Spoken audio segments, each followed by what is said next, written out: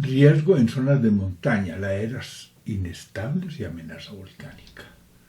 Por Gonzalo Duque Escobar, Manizales, septiembre de 2018, con revisión en el 2020. Documento del Museo Interactivo Samoa. La portada ilustra la problemática del riesgo volcánico en zonas como Centroamérica. Presentación.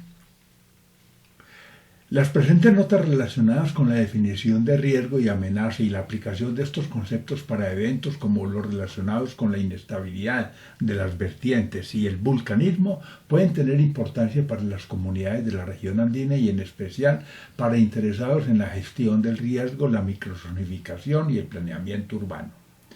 La zona tropical andina se caracteriza desde el punto de vista geológico por la inestabilidad de los suelos y un ambiente de gran actividad volcanotectónica. Estos aspectos se relacionan con la juventud de sus montañas sometidas a procesos orogénicos desde el Paleozoico al reciente, donde el calentamiento global impone nuevos desafíos de adaptación para enfrentar la incidencia de eventos climáticos extremos asociados a la Niña. El presente trabajo estará centrado en dos de las tres amenazas involucradas, volcanes y deslizamientos, que son amenazas naturales de primero y segundo orden respectivamente.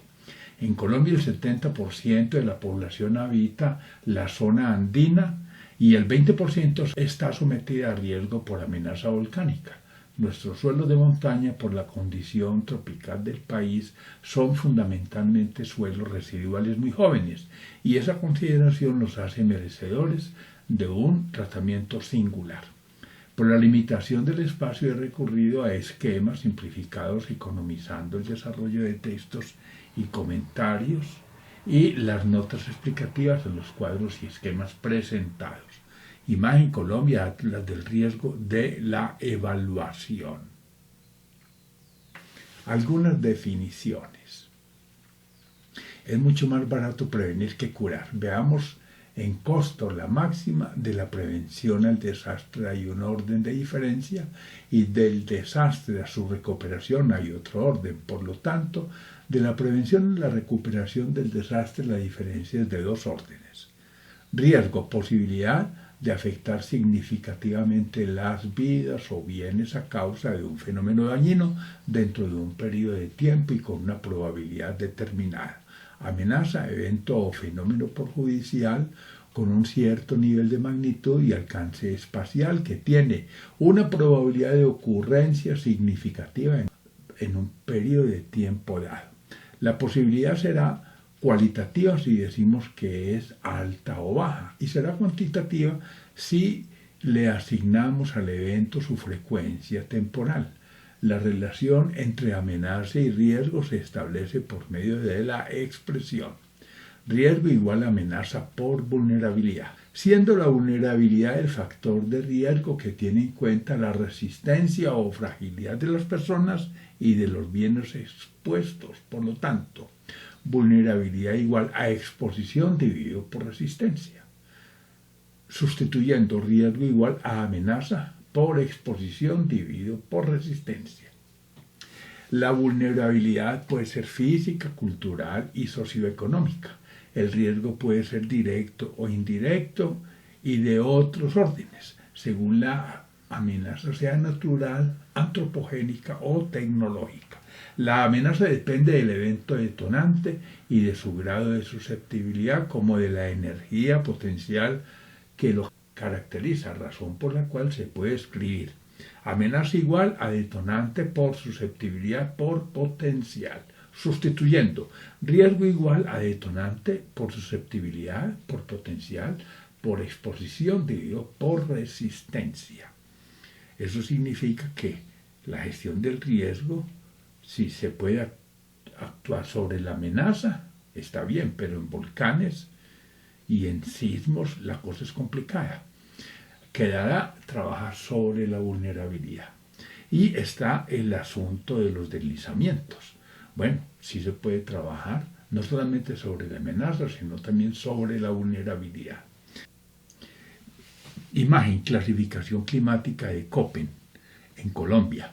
Obsérvese cómo el clima de la Orinoquía y la región Caribe tiene mucha similitud. Finalmente son 9 meses de verano en el año. Como también existe similitud entre el clima amazónico de la costa pacífica y de la depresión momposina. Tenemos básicamente 2 inviernos en el año, uno más seco que el otro. También se observa la variedad de climas en la región andina propiamente dicha por los pisos térmicos y una singular circunstancia en la península de La Guajira con un clima que varía de semiárido a árido. Nivel de riesgo. Estamos observando aquí 2 imágenes. En la parte superior el costo esperado, que es la suma de 2 costos, el usual y el costo de falla. ¿Qué cuesta hacer una cosa? Y si es muy frágil, ¿qué cuesta repararla? Sumando ordenadas y obsérvese que el mínimo no está construyendo con la máxima resistencia posible una obra. El mínimo está anticipado donde se encuentran las 2 funciones. Y está la gráfica de nivel de riesgo. Ahí tenemos 2 funciones. La frecuencia de los eventos. Los eventos de gran magnitud son menos frecuentes. El otro, el grado de siniestralidad. Los eventos de gran magnitud generan una mayor probabilidad de falla en las estructuras. Si se multiplican ambas funciones, la frecuencia de un evento y el grado de siniestralidad, se obtiene el nivel de riesgo. Es una curva que es una especie de campana con el máximo en la parte central. El nivel de riesgo que hay que atender no es justamente contra el evento de mayor magnitud porque es poco frecuente. Hay una situación también que se anticipa. Dice así: en el riesgo por deslizamientos podemos incidir sobre la amenaza, pero en el riesgo sísmico solo queda la alternativa de intervenir la vulnerabilidad. En el riesgo volcánico podemos incidir sobre la exposición, evacuaciones temporales o definitivas. Y en el riesgo sísmico normalmente intervenimos la fragilidad con parámetros de sismoresistencia y seguridad ignífuga. Estudio del riesgo, evaluación de la amenaza, la vulnerabilidad y del riesgo. En la figura 1 derecha, la función que relaciona la probabilidad de falla PF con la magnitud de un evento alude a su grado de siniestralidad S, y la que relaciona la probabilidad de ocurrencia P sub 0 con la magnitud de un evento alude a la frecuencia probable del fenómeno F.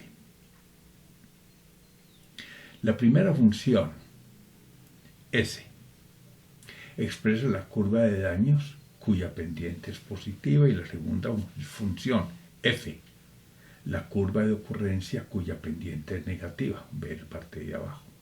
El producto de ambas da el nivel de riesgo del evento NR, que gráficamente se presenta por una campana cuyo máximo coincide con la intersección de las 2 curvas anteriores, S y F. Medidas: sistemas de observación y alarma, reducción de exposición, reducción de la amenaza, incremento de la resistencia y jerarquización de prioridades y estudios. Estudios económicos, ver figura 1 de la izquierda.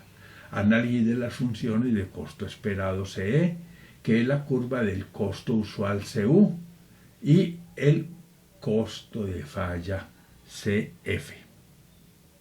El costo de falla CF involucra pérdida, reposición, interrupción, lucro cesante y efectos sociales. El costo usual CU involucra estudios, control, construcción y mantenimiento. La suma de ambas funciones en ordenadas es una parábola CE cuyo mínimo coincide con la intersección de ambas funciones.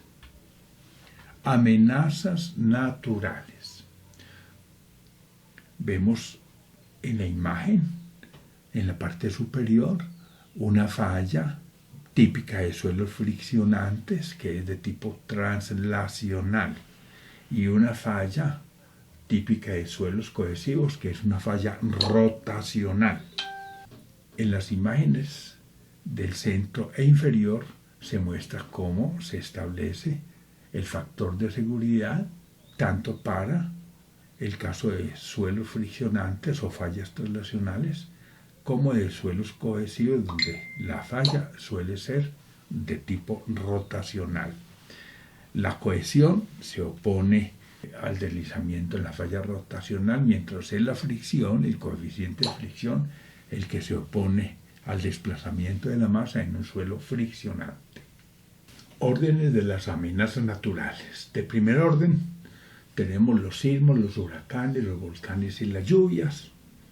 De segundo orden son las amenazas que se generan con los anteriores, por ejemplo, después de un sismo o un huracán o una lluvia puede ser un deslizamiento, entonces tenemos deslizamientos, maremotos e inundaciones. Y de tercer orden son las que generan las amenazas de segundo orden. Si el sismo genera un deslizamiento, se forma una avalancha, entonces la avalancha es del tercer orden, entonces aludes y avalanchas. Administración de emergencia por desastres. Los desastres de magnitud crean áreas de gran densidad poblacional, campamentos para damnificados y centros de socorro, donde los servicios vitales adecuados pueden faltar, dada la ruptura de líneas vitales de agua, energía, alcantarillado, comunicaciones y transportes. Falta de agua potable y carencia de instalaciones sanitarias básicas pueden disminuir el nivel de higiene existente. A ello debe sumarse la posible contaminación del agua, el suelo, el aire y los alimentos por los efectos directos o indirectos del desastre. El ambiente también se altera por interrupción de servicios, aumento de criaderos de insectos, anulación de áreas afectadas, por ejemplo, donde mueren varias personas, migraciones y hacinamiento. Preparación preventiva. Imagen en los bosques, además de favorecerse la infiltración, igualmente se da la condensación, razón por la cual influyen en el control hídrico, reduciendo escorrentías, y pluviométrico, al descargar las nubes, atenuando las lluvias. Imagen ciclo hidrológico. Métodos para atenuar los efectos adversos del desastre. A. Medidas de prevención y B. Medidas de preparación. Medidas de prevención, como mejoras físicas y estructurales, organización eficiente del sistema, de su operación y el mantenimiento, además de la planificación para prevenir el uso conflictivo y la ocupación indebida del suelo. Y medidas de preparación como planificación de acciones rápidas y eficaces para restaurar los servicios afectados por daños funcionales y controlar o mitigar los daños estructurales del sistema y los efectos al ambiente. Dos niveles del plan operativo de emergencia. Tenemos el plan estratégico y el plan operativo. En el estratégico, que es a nivel nacional o regional, debe diseñarse en función del riesgo de cúmulo o riesgo total. Y el operativo, que es a nivel local, debe diseñarse en función del riesgo específico y estar coordinado con el anterior. Deben considerarse además los planes de adaptación al cambio climático, contemplando restauración y expansión de áreas de interés ambiental, reforestación de áreas degradadas y modelos agroforestales. Planes sectoriales. Aquí tenemos un árbol de problemas en la imagen. Dice, no se cuenta con un sistema de información para la gestión del riesgo de desastres a nivel nacional que permita la articulación e integración de la información generada por las entidades del orden nacional y territorial, así como el fomento de su buen uso y generación conforme a lo establecido en el capítulo 4 de la Ley 1523 de 1912.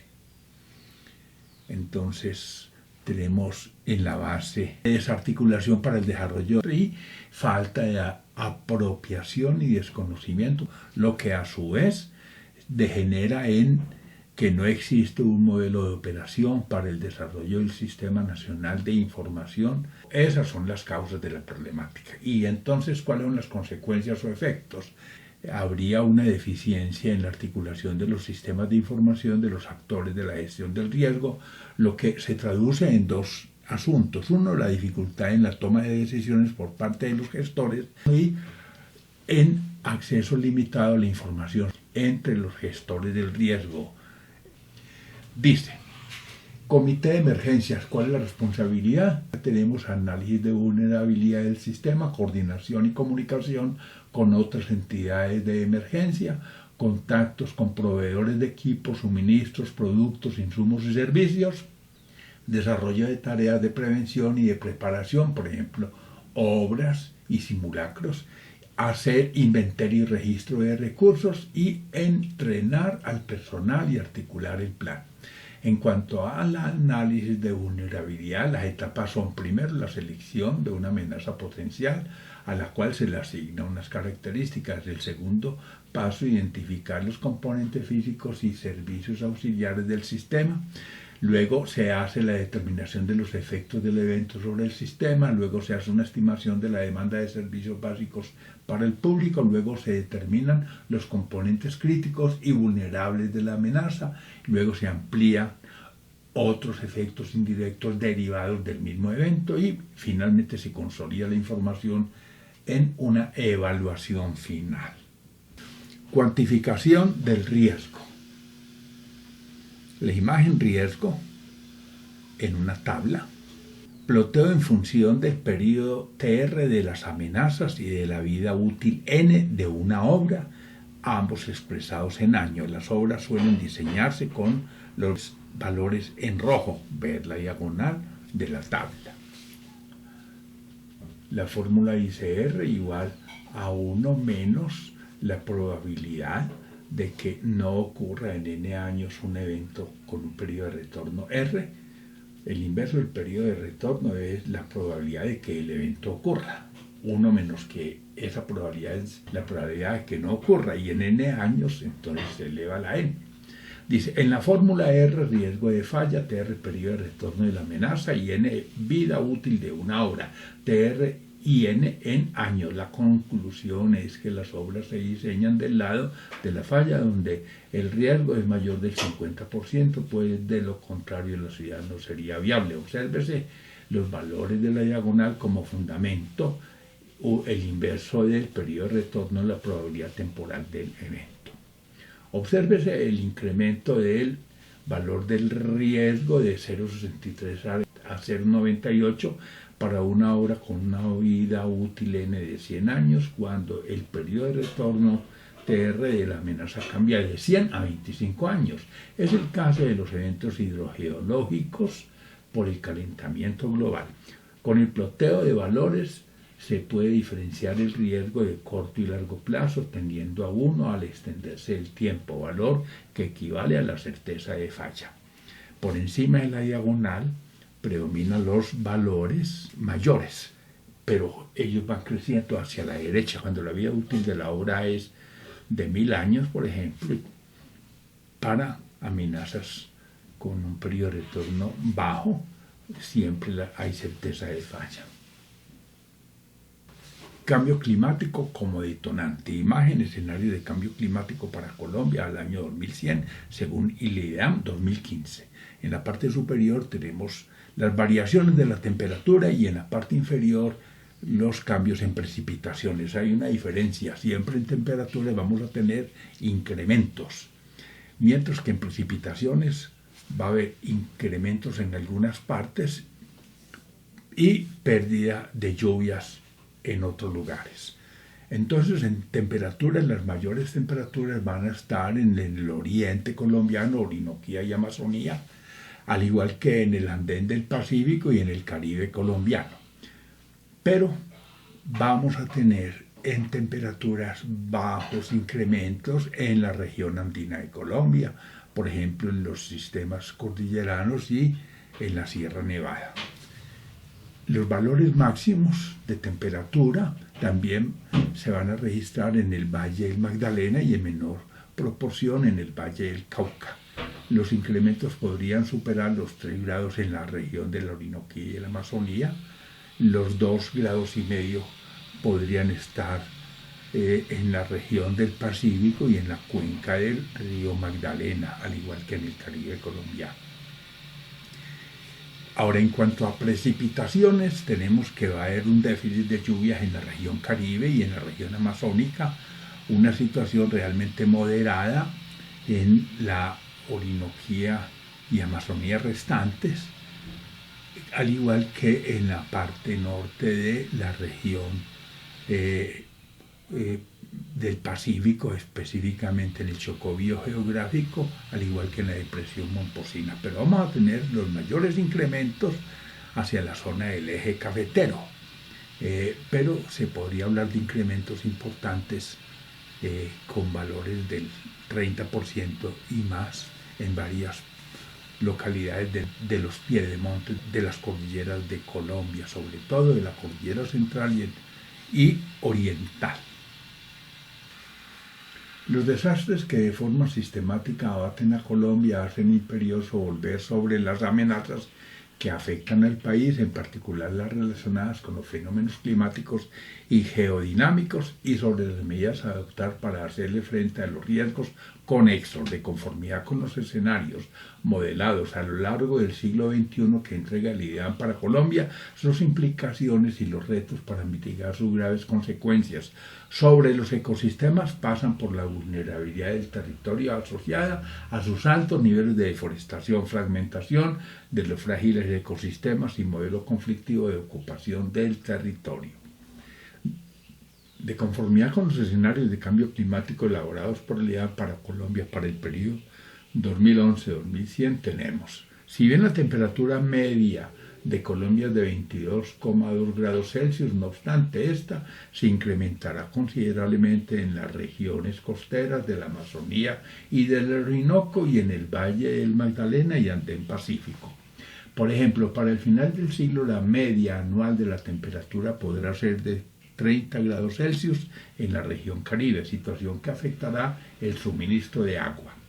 En cuanto a precipitaciones, mientras en el 31% del país las lluvias podrían disminuir durante los siguientes 25 años, para el periodo 2071-2100 se espera que la precipitación aumente entre el 10 y 30% en cerca del 14% del territorio nacional. Habrá disminución significativa de lluvias en la región Caribe, desde Sucre y Magdalena hasta Guajira y al sur, este de la Amazonía, e incluso en el archipiélago, pero se incrementarán en las regiones montañosas desde Antioquia y Boyacá hasta Nariño, con máximos incrementos en Risaralda y Caldas, donde el incremento de precipitación anual promedio para finales del siglo será de un 28%. Esta circunstancia, que se traduce en reducción del periodo de retorno de la amenaza de lluvias fuertes, agravará la estabilidad de las laderas de fuerte pendiente. Deforestación y ecosistemas en riesgo. Las consecuencias del cambio climático y de la desproporcionada intervención humana señalada en Colombia Viva 2017 por la WWF son los ecosistemas en estado crítico y cientos de especies amenazadas que están poniendo en riesgo de colapso al 86% de dicho patrimonio en la región andina. La migración de las zonas de vida en 170 metros de altitud por cada grado centígrado, conforme el clima varía, pasará factura sobre los ecosistemas fragmentados. Habrá que mitigar el descontrol hídrico y pluviométrico y resolver de paso la fragmentación de los ecosistemas recuperando rondas hídricas, dos problemas relacionados con el alto índice de deforestación que vulnera los derechos bioculturales del territorio e incrementa el riesgo frente a la amenaza del cambio climático. Los ecosistemas boscosos propios de los Andes tropicales, a pesar de su gran valor por la biodiversidad que albergue y como reguladores del ciclo hídrico y fuentes de estabilidad climática, podrían desaparecer en Colombia, país donde se talan cerca de 200.000 hectáreas por año. En la imagen vemos los cambios de bosque en el área continental de Colombia, según el IDEAM en 2013. Obsérvese la gran presión que existe en la zona de frontera de la selva de la Amazonía e igualmente en muchos puntos de la región andina, pero también en la zona de Urabá, en la zona de Catatumbo y en regiones de Antioquia. Así como de 12 millones de hectáreas de guadua solo restan 50.000, igualmente en el caso de los bosques nublados, solo tenemos la cuarta parte de 9,7 millones de hectáreas, al tiempo que de nuestros bosques secos queda el 8% de una extensión que superaba 9 millones de hectáreas. Lo anterior explica la razón por la cual se debe insistir en una gobernanza forestal soportada en la legalidad y en políticas públicas orientadas a la sostenibilidad. El cambio climático, la madera ilegal, la minería ilegal, el modelo conflictivo de ocupación del suelo asociado a la ganadería y al urbanismo como factores que alteran contra la frágil estructura ecológica y los ecosistemas no solo son la gran amenaza para nuestros bosques y selvas, sino que igualmente siguen siendo factores que los diezman. Deslizamientos en zonas de montaña.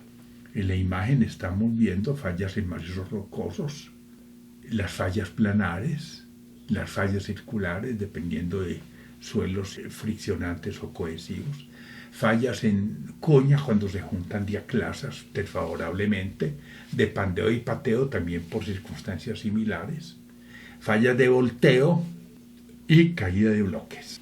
Dice, los movimientos de masa son las amenazas más importantes en zonas de montaña.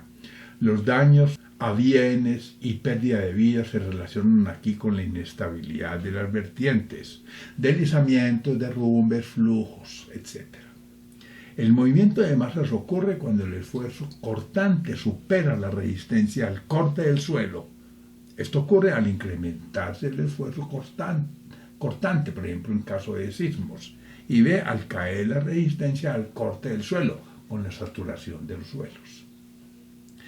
Los parámetros que influyen en la inestabilidad son tipo de material pendiente, condiciones hidrológicas, procesos morfológicos y parámetros externos.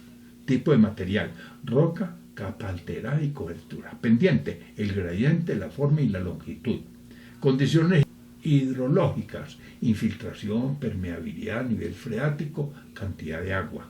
Procesos morfológicos: erosión fluvial e hídrica, movimientos masales. Parámetros externos: distribución de la pluviosidad, es decir, relación intensidad-periodo. Sismicidad y vulcanismo. El medio ambiente y la cultura.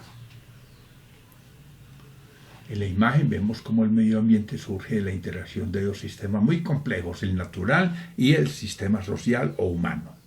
El fruto de esa relación donde está el medio ambiente, la cultura. Ahí se alude a industrias, a instituciones y a la estructura simbólica y axiológica. Ahora, en cuanto al sistema humano, es bueno conocer los estudios para el Club de Roma hechos por Harvard, titulados Sin límites para el aprendizaje, y por el MIT, titulado Los límites del desarrollo. Ahora, en el sistema natural es importante tener los fundamentos de lo que es la ecología, el medio biótico y el abiótico, al igual que los ciclos lentos y rápidos y los nichos, para poder entender las dinámicas y requerimientos de la estructura ecológica y los ecosistemas que en ella se albergan. Dice, preguntas y respuestas en la evaluación de un deslizamiento. ¿Qué pasó? El mecanismo. ¿Qué lo causó? La causa. ¿Continuará la estabilidad actual? ¿Qué hacer? La prevención y la corrección. ¿Ocurrirá en otro lado? La predicción espacial. ¿Cuándo ocurrirá? La predicción temporal. ¿Es evitable o no? Conocer las causas. Pero también es verdad que el descontrol hídrico y pluviométrico, la erosión y la desertificación pueden explicarse por el mal uso y manejo del suelo, y que las comunidades primitivas padecieron sin comprensión las agresiones del medio, mientras las colectividades humanas de medios más transformados y menos naturales pueden hacer de los fenómenos naturales huéspedes condicionantes de acciones y beneficios, siempre y cuando las transformaciones sean compatibles con el medio ambiente y la valoración de quienes habitan en el territorio.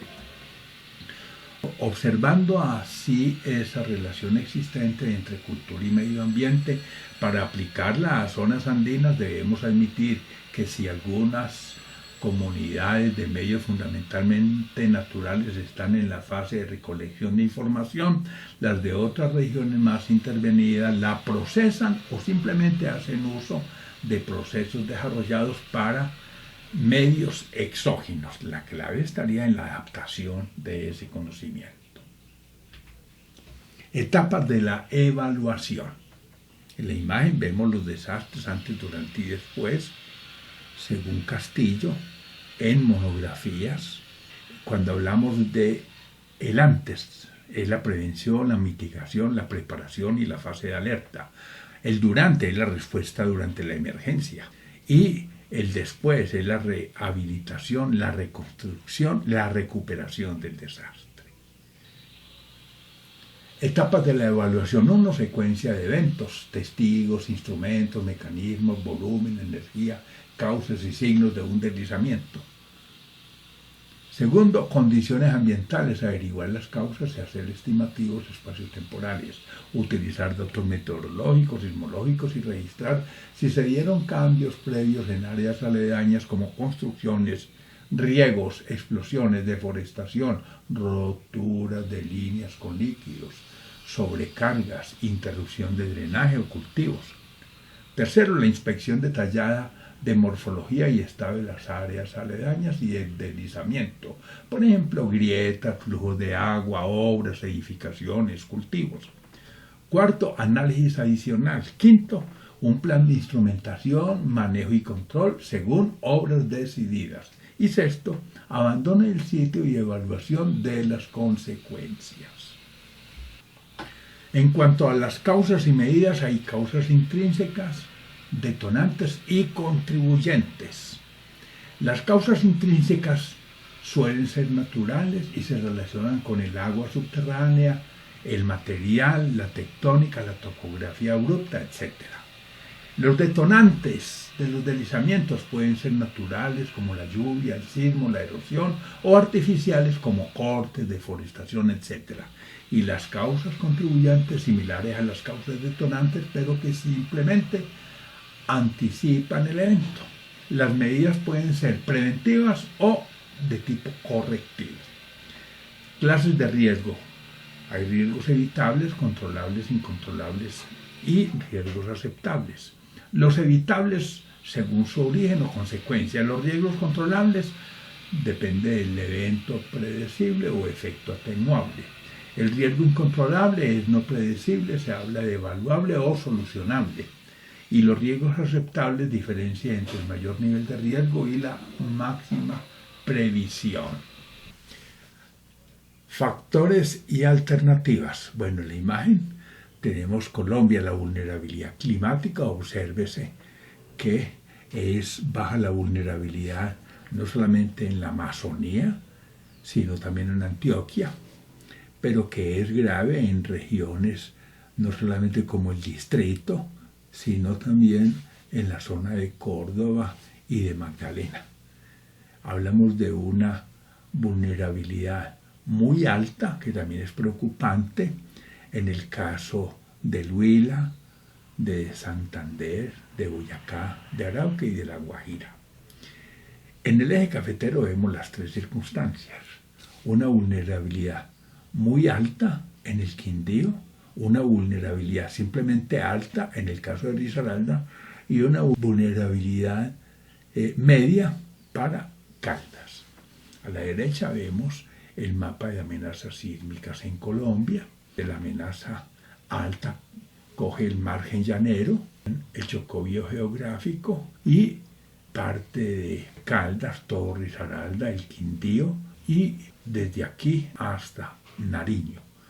La región de Cúcuta también está involucrada. La amenaza es media en la región Caribe, salvo la zona vecina a Barranquilla y a Santa Marta, que es de amenaza baja. Igualmente el piedemonte de la cordillera oriental es una transición entre la zona de alto riesgo del sistema de fallas de Santa María, Yopal y Guaycaramo y la región de la Orinoquía y la Amazonía. Dice, los factores de amenaza al deslizamiento son la susceptibilidad debida a los factores internos, los eventos detonantes, es el caso de la lluvia, los sismos, la erosión y las sobrecargas y el potencial de energía, tanto la energía destructiva interna como la energía potencial del deslizamiento. Los factores de riesgo del deslizamiento son el nivel de amenaza, el grado de exposición de elementos que puedan sufrir daños posibles, como los elementos sobre la ladera o al alcance, o por generación de aludes u obstrucción de corrientes. Y la resistencia al fenómeno no solo desde el punto de vista físico, sino también funcional. Se asume que la resistencia es un concepto opuesto a la fragilidad que tiene un sistema. ¿Qué hacer con el peligro? La amenaza se puede representar en un mapa donde cada color involucra el grado de susceptibilidad del territorio, que en forma decreciente son rojo, naranja y amarillo o verde para las zonas no susceptibles.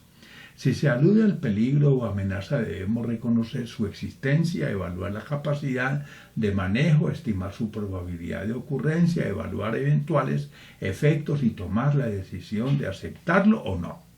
Si se trata del manejo del peligro o amenaza, las posibilidades son evitarlo, removerlo, controlarlo, es decir, reducirlo, minimizar sus efectos o recurrir a sistemas de alerta tempranos, por ejemplo. Metodología para el estudio del riesgo. En la imagen vemos la relación entre riesgos, amenazas y vulnerabilidades. Es de López Romero. Tenemos entonces el riesgo por encima. Se puede hablar de la amenaza y de la vulnerabilidad. La relación entre amenaza y vulnerabilidad hay que explorarla, pero en general estos dos factores aumentan el riesgo. Ahora, en relación a la amenaza, pues yo puedo hablar de controles. ¿Para qué? Para reducir el riesgo, y si se cumple, pues tengo protecciones requeridas por diseñar. Y en relación a la vulnerabilidad puedo hablar de activos de información para no aumentar la amenaza. Esos simplemente se exponen. ¿Para qué? Para tener en cuenta y valorar el activo. Identificación de la amenaza, recopilar y analizar información, identificación preliminar del riesgo y de las medidas urgentes, evaluación de la susceptibilidad, estudios cartográficos, hidrológicos, geológicos, agrológicos, de erosión, uso y manejo del suelo, zonificación de la susceptibilidad, caracterización geotécnica de materiales, evaluación de estabilidad y susceptibilidad. En cuanto al estudio de eventos detonantes de la amenaza, estudios climatológicos, hidrológicos, sismológicos, de erosión y sobrecargas naturales y efectos antrópicos. Se puede dar deslizamiento con lluvia y con sismo, deslizamiento sin ellos o con uno de ellos. La probabilidad final será la suma de las probabilidades de 4 situaciones diferentes. Estudio del riesgo, evaluación de la amenaza, la vulnerabilidad y el riesgo. La función que relaciona la probabilidad de falla con la magnitud de un evento alude a su grado de siniestralidad, y la que relaciona la probabilidad de ocurrencia con la magnitud de un evento alude a la frecuencia probable del fenómeno. La primera función expresa la curva de daños cuya pendiente es positiva, y la segunda función la curva de ocurrencia cuya pendiente es negativa. El producto de ambas da el nivel de riesgo del evento, que gráficamente se representa por una campana cuyo máximo coincide con la intersección de las dos curvas anteriores. Medidas: sistemas de observación y alarma, reducción de exposición, reducción a la amenaza, incremento de la resistencia y jerarquización de prioridades y estudios. Estudios económicos, análisis de las funciones de costo esperado, que es la suma del costo usual y de costo de falla, también de la probabilidad de falla. El costo de falla involucra pérdida, reposición, interrupción, lucro cesante y efectos sociales. El costo usual involucra estudios, control, construcción y mantenimiento. Valoración de eventos. Imagen: amenaza por deslizamiento rotacional o traslacional, naranja; por amplificación, violeta, ver la parte de arriba; y por flujo, verde, ver la parte central, con posibilidad de afectar una conducción en color rojo, de izquierda a derecha por encima y por la parte de abajo. En café se muestran las curvas de nivel, el terreno desde 10 hasta 70 metros de altitud, y en azul el drenaje, una corriente principal con 2 afluentes. En el caso de Manizales, sí se han reportado 513 eventos en 38 años, pero en un solo día del año 2003 ocurrieron 150 eventos a causa de una lluvia con un retorno de unos 300 años. El promedio de 12 deslizamientos por año permite aceptar que estamos en una zona específica de amenaza alta. Lo anterior enseña que en un determinado lugar considerado de alta susceptibilidad, la cuantía de un probable deslizamiento cada 4 años parece adecuada. Como ejercicio, al evaluar la historia de los eventos en un área de trabajo como el de la ilustración, supongamos que se ha podido saber que estos eventos pueden tener las siguientes frecuencias, intensidades y capacidades destructivas. Los deslizamientos, por lo menos cada 4 años, suelen abatir el frágil escenario de las laderas de la ciudad y por cualquier lugar. Añadamos que estos eventos, sea rotacional o el traslacional, cubre el 5% de la zona declarada en peligro. Los flujos de lodo, como los de la Carola, la Francia y el termal La Gruta. Para el ejercicio, supongamos un potencial alcance mínimo del orden de 1 kilómetro y una altura de 2 metros o más sobre la vaguada por un drenaje en mal estado. Pueden resultar cada 15 años y cubriendo el 90% de la zona de amenaza estimada. Los sismos con intensidades superiores a 6 suelen ocurrir en la ciudad máximo cada 30 años, pero los eventos mayores de intensidad 7 pueden resultar cada 475 años, de acuerdo a la información del sismo. Así, el sismo del Quindío sea un evento con un periodo de recurrencia del orden de los 750 años. En el ejercicio, para el efecto, supongamos que el mapa de microzonificación señala el doble del área realmente afectada en un evento como el propuesto. ¿Cuánto cuesta el seguro?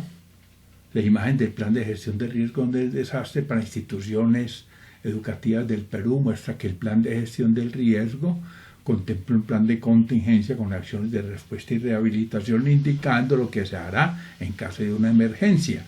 Esa respuesta en el plan considera procesos de preparación, respuesta y rehabilitación. Dice, ahora bien, supongamos que los periodos de retorno de los eventos estimados para la evaluación sean: para los 2 deslizamientos, 4 años, para flujos, 15 años, y para amplificación, 30 años, y que la inestabilidad esperada de los eventos por la magnitud señalada alcance a 40% para el deslizamiento rotacional y 80% para el traslacional, 100% para el flujo de lodo y 30% para el sismo. Con la información dada podemos obtener el factor de riesgo probable anual, en este caso porque estamos hablando del periodo en años. Este factor se calcula a partir del grado de siniestralidad, de la fracción que ocupe el evento dentro de la zona amenazada y del periodo de retorno de la amenaza. Con esta fórmula, porcentaje del área amenazada que resulta afectada, no más. Porcentaje de siniestralidad de esa amenaza dividido por el periodo anual del evento correspondiente. Entonces, luego, para un tramo del colector específico valorado en 1.200.000 pesos cada metro lineal, el factor de riesgo probable se multiplica por ese valor y por la longitud del colector en metros expuesta a la amenaza o al conjunto de amenazas superpuestas, para sumar luego las respectivas cuantías anuales.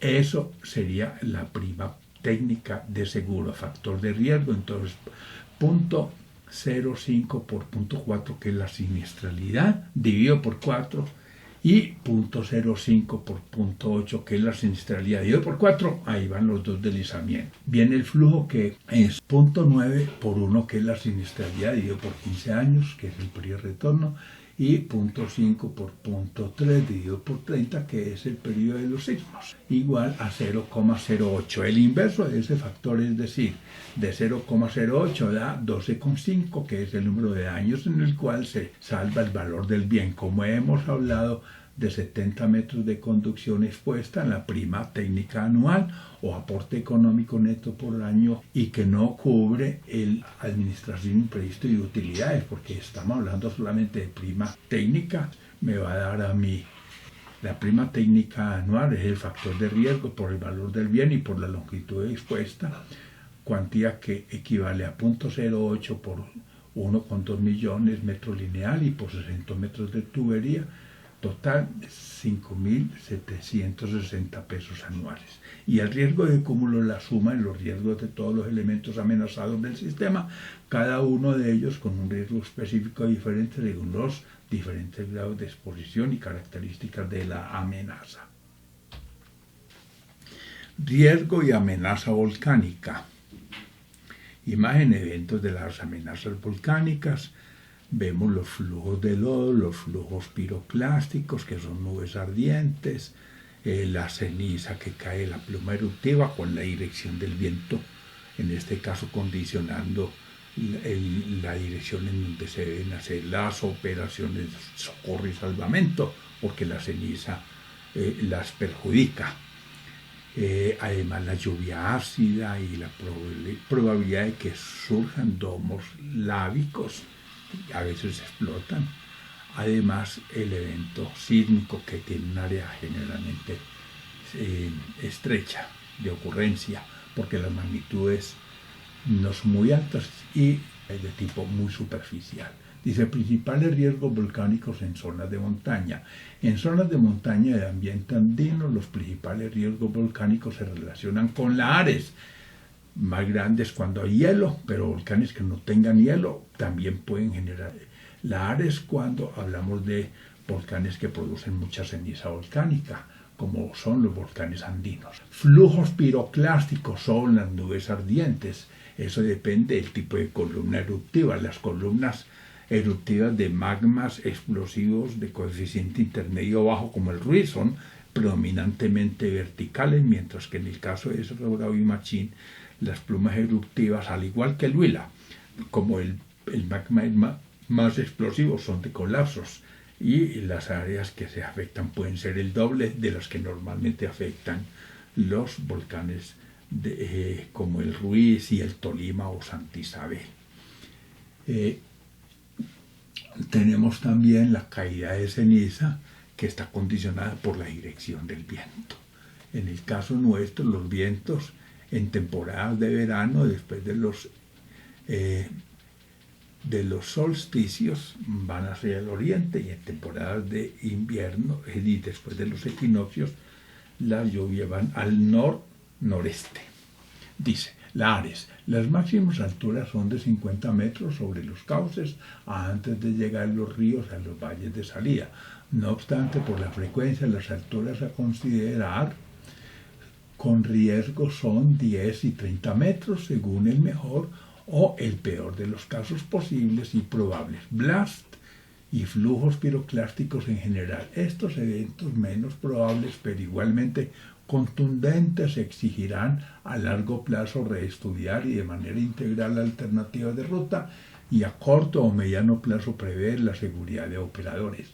Se recuerda que con estos podrían aparecer lahares y sismos, los cuales tienen riesgo específico alto y de cúmulo bajo. El riesgo específico es el que le toca a una persona, el riesgo de cúmulo es el que debe atender la autoridad en todo el territorio. Cenizas y lahares. La exposición prolongada al efecto de la ceniza es tan importante como la exposición intensa al mismo fenómeno, cuando se trata de la salud de personas con bronquitis crónica, asma y enfermedades cardiopulmonares. La ceniza en abundancia puede generar trastornos a la producción agropecuaria en las zonas de páramo, y la lluvia ácida por aportes de dióxido de azufre venido de la columna de vapor puede acelerar la corrosión e incrementar el pH de la biosfera en un área igualmente extensa. Es el caso de las lluvias ácidas. La ceniza y el gas generan efectos meteorológicos nocivos como tormentas eléctricas y precipitaciones intensas, dos fenómenos importantes por el riesgo para los sistemas de comunicación, transportes, etc. Órdenes de siniestralidad y frecuencia de eventos naturales. Los eventos de alto nivel de siniestralidad no son exactamente los de mayor frecuencia. Por ejemplo, siniestralidad o grado de daño que ocasiona meteorito. En primer lugar siguen las erupciones, luego los sismos y después otros eventos como movimientos en masa e inundaciones por crecientes en valles. Y los más frecuentes predominan otros eventos como los movimientos en masa y las inundaciones. Le siguen en importancia los sismos, después las erupciones, y los menos frecuentes son los meteoritos. Dimensión del peligro. Imagen: estratovolcán, en donde se observa la cámara magmática, la alternancia de capas de roca, derrames lábicos en color oscuro y de cenizas en zonas punteadas. Factores de amenaza volcánica: probabilidad, tipo, intensidad y extensión del evento y condiciones geológicas y de entorno.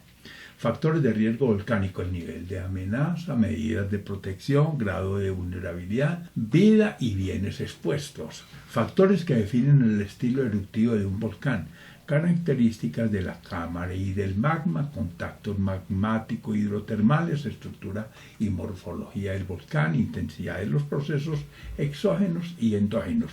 Ya decíamos que en el caso de los Andes colombianos tenemos volcanes de coeficiente explosivo intermedio alto, Cerro Bravo y Machino, Huila, y bajo, el Ruiz, el Tolima y el Santa Isabel. La diferencia está que en el caso del Ruiz la pluma eruptiva es vertical, la columna eruptiva quiero decir, mientras que en el caso de Cerro Bravo es una columna de colapso que genera nubes ardientes que duplican el área de incidencia si se compara con lo que pueden hacer volcanes como el Ruiz. Desastres por eventos volcánicos. Tengo fenómeno, volcán, el año correspondiente y el número de muertes causadas. Entonces, lava, un derrame equivalente a 3/4 de kilómetro cúbico del Etna en 1609, causó 20.000 víctimas. Flujo piroclástico, por ejemplo, un flujo de 1 kilómetro cúbico en el Monte Pelado en 1902.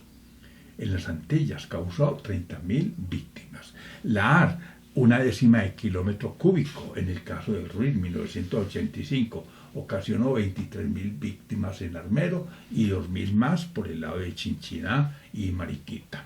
Cenizas y gas, efecto posterior por una hambruna, por ejemplo, en la grieta Laki en 1783, 10.000 víctimas humanas, pero también murió mucho ganado.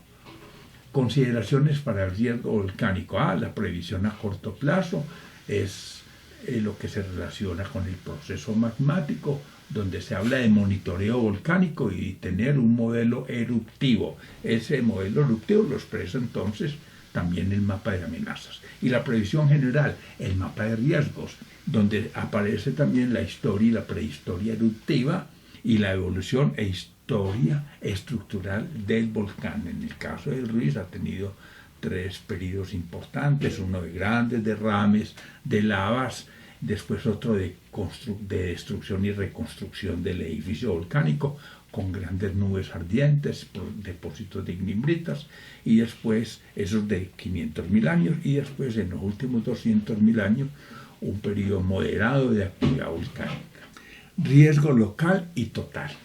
Vemos 3 volcanes en la parte superior, el Cerro Bravo, en la parte central el Ruiz, en la parte inferior el Tolima. En relación a los piroclastos se observan 3 niveles de amenaza, que es alta, mediana y baja, en relación con el cráter, pero también aparece en esos colores los flujos de lodo con los 2 niveles de amenaza, alta y moderada. Obsérvese la zona de Armero al oriente. Se ve que la zona de Manizales está incorporada a la amenaza baja del volcán Cerro Bravo. También que el Tolima tiene una tendencia a presentar algún evento con dirección noroccidente. Dice, tipos de controles: no incluye efectos atmosféricos ni de largo plazo. Erupción, ¿qué se haría? Como control, drenar el cráter. Ejemplo, que Luz dejaba. En cenizas, la remoción en techos y vías y filtros para que la persona pueda respirar y para los motores de los vehículos. La lava, el bombardeo del cráter que se hizo en el Etna para condicionar el derrame lávico. Las barreras que se usan en Hawái o la refrigeración que se usa en el Westmaneger de un frente lábico para proteger el puerto. Flujos piroclásticos, la evacuación, como se hizo en el Monte Tal, en Filipinas, en 1745. Flujo de lodo primario, en el caso de un deshielo, la evacuación. El flujo de lodo secundario, en el caso de precipitación. Las barreras que se construyen en el Sakurajima, Japón, para flujos de lodo que son de menor importancia que en el caso de los deshielos. Utilidad de la previsión general, en periodos de calma y en periodos de crisis. En periodos de calma, ¿cuál es la utilidad? Planes de ocupación del suelo y de exposición al riesgo. Y en periodos de crisis, planes de defensa civil y de administración de recursos. Instrumentos de prevención, cartas de riesgo y educación básica, monitoreo volcánico y planes de emergencia, medidas de defensa civil y organización comunitaria. Riesgo local y total. El riesgo local se relaciona con la frecuencia y siniestralidad, es de interés para fijar la prima de un seguro y para los particulares. El riesgo de cúmulo se relaciona con la extensión y siniestralidad del evento, es de interés para el valor del reaseguro, el sector de responsabilidad y para las autoridades de los comités de emergencia. Valoración económica del riesgo. Imagen.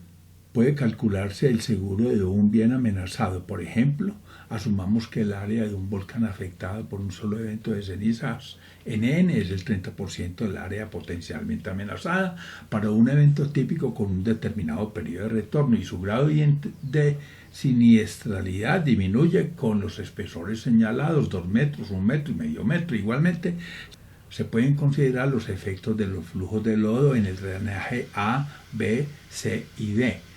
Vemos que los drenajes A, B y D son primarios y el C es un drenaje receptor. Se puede calcular el factor de prima técnica FPT anual mediante la siguiente expresión a partir de la capacidad destructiva del evento, de su cubrimiento especial y de su periodo de recurrencia expresado en años. Así, factor de prima técnica anual igual porcentaje del daño por el área afectada, periodo en años.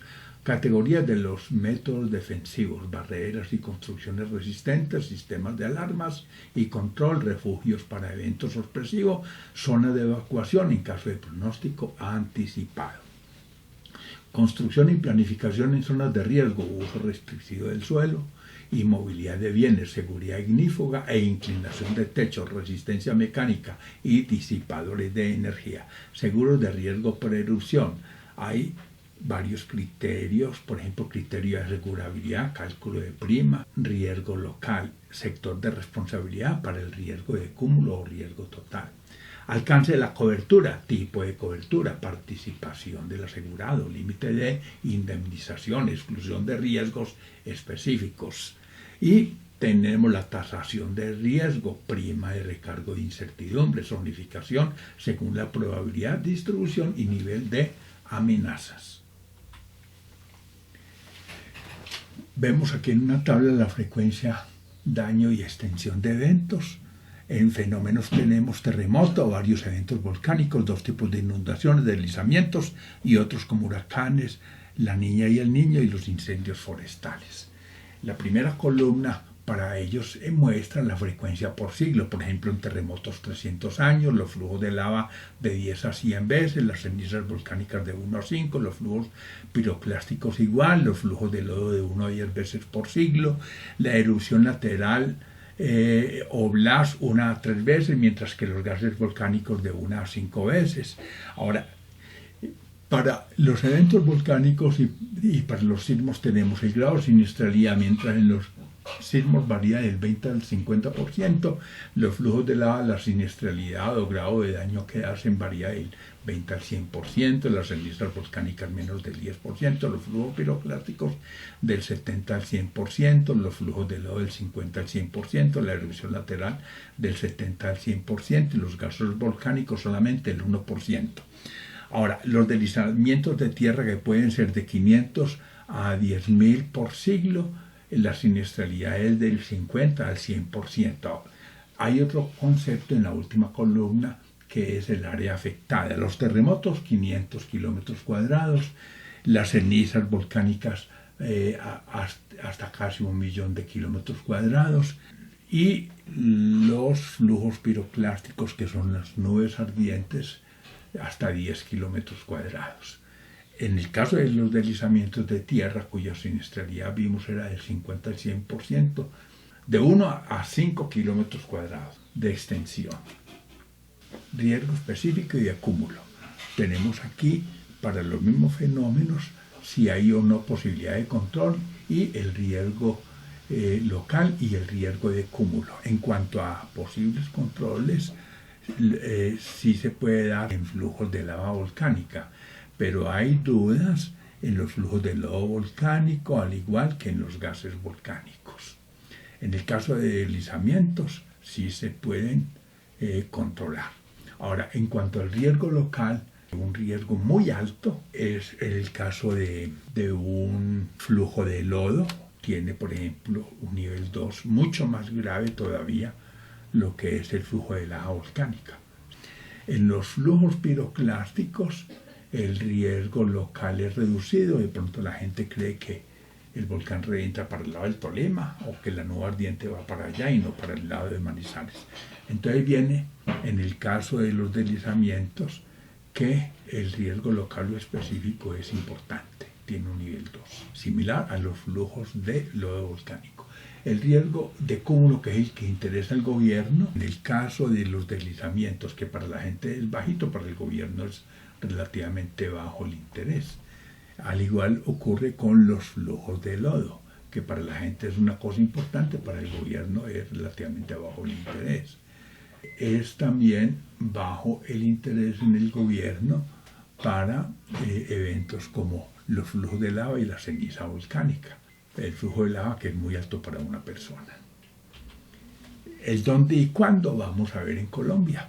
Tengo el nivel alto de la amenaza y el nivel medio bajo interesa el nivel alto. Entonces los terremotos en general, dice la costa pacífica, el eje cafetero, Santander, Cauca, Valle, Margen Llanero y el Atrato.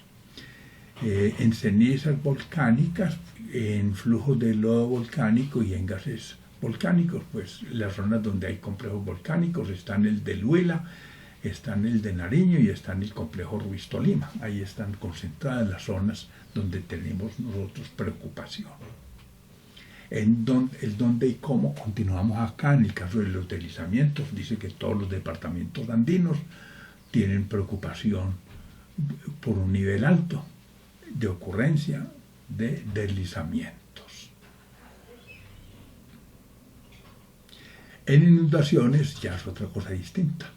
Están todos los departamentos andinos en inundaciones súbitas, pero en las lentas, las zonas bajas de los valles de salida de los ríos. Epílogo. Las frágiles laderas de fuerte pendiente en el trópico andino, dada la juventud de los suelos de origen volcánico, además de la amenaza al cambio climático y la ocurrencia de sismos, son altamente vulnerables a las actividades antrópicas intensas que se dan como consecuencia de unos usos conflictivos del suelo. Lo anterior invita a reorientar los modelos de ocupación del territorio en la planificación, para no expandir las áreas urbanas y la frontera agropecuaria, presionando la estructura ecológica del territorio y a acometer con decisión las acciones de adaptación al cambio climático, máxime si se tiene en cuenta que no existe ningún plan específico de reforestación en Colombia y que la presión sobre los páramos, los bosques de niebla y los bosques secos continúa. Además de fortalecer el Estado para que se cumplan las normas y asegure en el plan de ordenamiento territorial un sistema de áreas de interés ambiental y se reconozca la función social y ecológica de la propiedad, debe resolverse la vulnerabilidad en el territorio, ya que al igual que los bosques, las laderas deben tener una vocación de protección y servir como franja de amortiguamiento entre las transformaciones rurales y urbanas, cumpliendo así funciones necesarias para asegurar la sostenibilidad que demanda un medio ambiente ecológicamente sólido y socialmente viable. Los desastres que de forma sistemática abaten a Colombia hacen imperioso atender las amenazas que afectan al país relacionadas con los fenómenos geodinámicos y sobre las medidas a adoptar para hacerle frente a los riesgos conexos. Si tras la erupción del Ruiz y la desaparición de Armero en 1985, Colombia instauró el Sistema Nacional para la Prevención y Atención de Desastres, mediante el cual se ha institucionalizado la gestión del riesgo también, aunque inicialmente el Sistema Nacional se diseñó como una dependencia para atender las fases de emergencia. Luego, a raíz del terremoto del eje cafetero de 1999, con el FOREC se institucionalizó la fase de reconstrucción y tras las niñas 2007-8 y 2010-11, dicho sistema pasó a un plano de mayor desarrollo al expedirse la Ley Orgánica de Ordenamiento Territorial 2011 para ocuparse de la prevención y mitigar los desastres por la vía preventiva, al tiempo que se fortaleció el Fondo Nacional de Calamidades. No debemos olvidar que la planeación preventiva puede palidecer en un contexto de debilidad estatal y con ello aparecer nuevos escenarios de conflictos socioambientales multidimensionales con alto nivel de riesgos a eventos hidrometeorológicos y geológicos, incluido allí el riesgo volcánico. Gracias. Gonzalo Duque Escobar, profesor de la Universidad Nacional de Colombia, sede Manizales, director del Observatorio Astronómico de Manizales y del Museo Interactivo Zamoga. Portada, dibujo artístico de la problemática de los volcanes en Centroamérica, en documento para el BID, y contraportada de erupciones en vulcanismo subaéreo, tipo hawaiana, estromboliana y subpliniana, tomada de Botfield en la inestable Tierra. Documento del Museo Interactivo Zamoga de la Universidad Nacional de Colombia. Hay una bibliografía previa, las primeras versiones del documento, conceptos básicos de vulcanismo, desarrollo sostenido en la perspectiva de la problemática ambiental, terremotos, evaluación de la amenaza, la vulnerabilidad y el riesgo, historia de los terremotos en Colombia, la estructura de la tierra, la inestable tierra, deslizamientos, manejo de emergencia, manual de geología para ingenieros, mapa preliminar de amenazas del ruiz, mecánica de suelos, notas de charlas en tecnología para el estudio de la amenaza. El medio andino, notas del curso de estabilidad de taludes en la Universidad Nacional, de prevención al riesgo y la amenaza volcánica, riesgo volcánico del Ruiz, realidades e hipótesis, salud ambiental con posterioridad a los desastres ambientales y suelos en la zona cafetera. Y se anexan unas páginas con varios documentos, bibliografía de complemento 1, página 2 y página 3. Gracias.